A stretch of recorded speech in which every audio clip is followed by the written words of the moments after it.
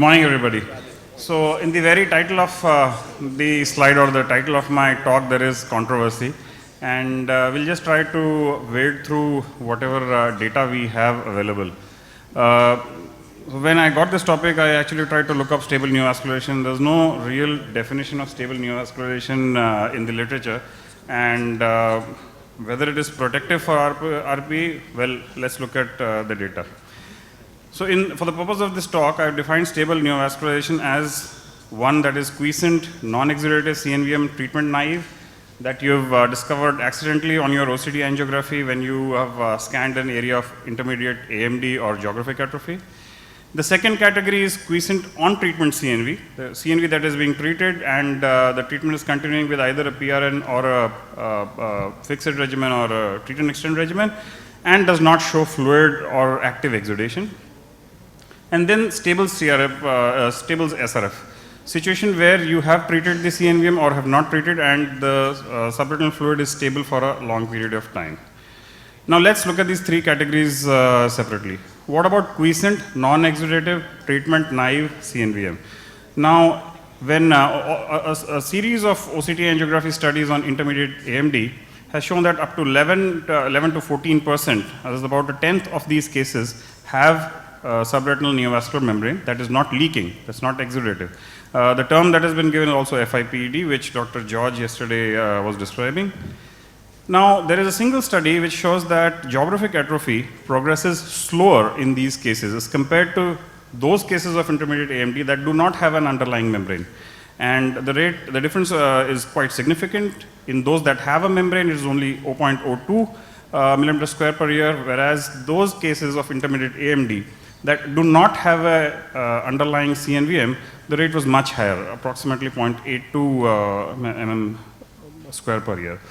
Now, a very interesting finding in this particular study was that when these non-exudative, quiet, stable CNVM complexes under the intermediate AMD converted into an exudative CNVM and were subsequently treated with anti-VEGF, the progression rate of geographic atrophy in these cases jumped to a high of about 0.95 or 1 mm per square per year.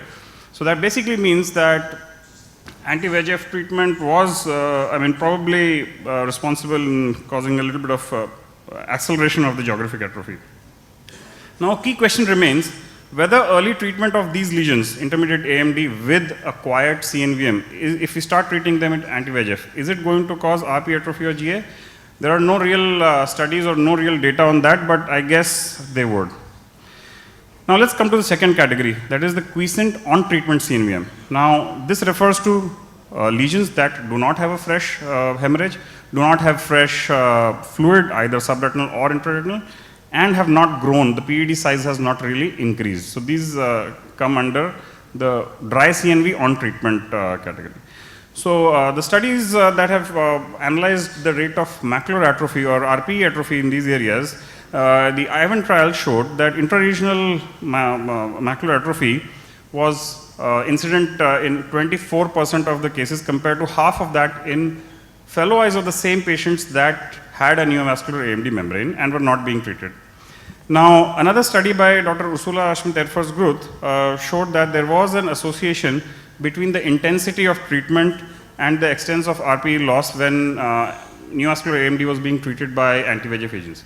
So this was a 24-month study in which in the first year, all patients received monthly treatment, the fixed regimen, and the second year they were shifted to the PRN regimen, and the second year they received about 3 injections.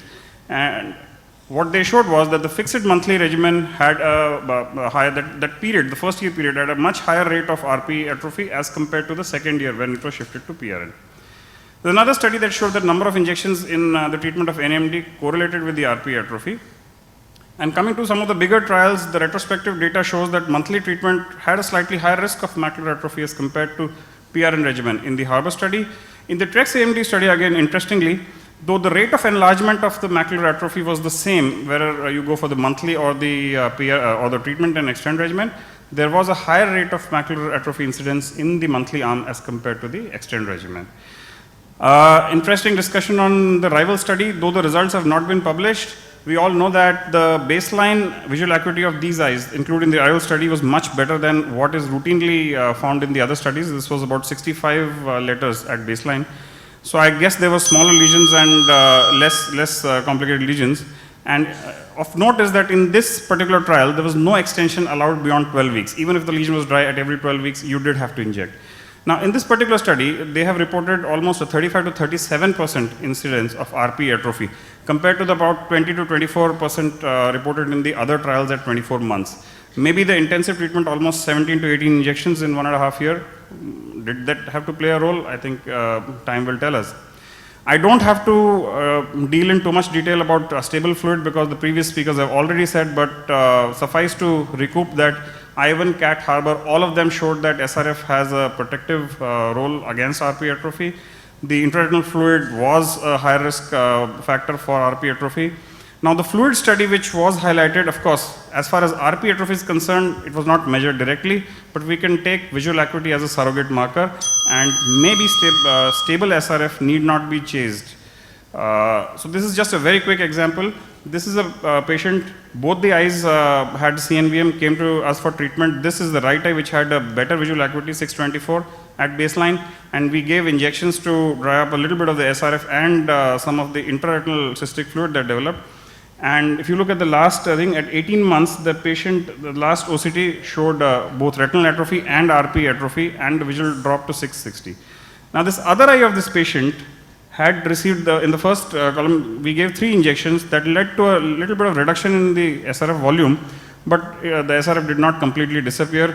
And then, because the patient was not very interested in treatment, we left it, and this eye received only 4 injections in 1.5 years, where the other eye had received 10. And at the last visit, the retinal morphology is still stable, the SRF is stable, and the patient maintains the baseline visual acuity. So the take home is, I think RP atrophy is an alarming reality in NAMD, whichever treatment you choose.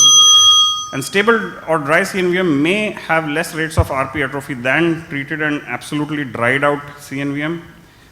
There is a higher rate of the risk of atrophy and the rate of RP atrophy with fixed or very high frequency treatment regimens. And aggressively chasing quiescent or inactive or stable CNVMs without or even with minimal SRF may actually lead to more harm than good. Thank you.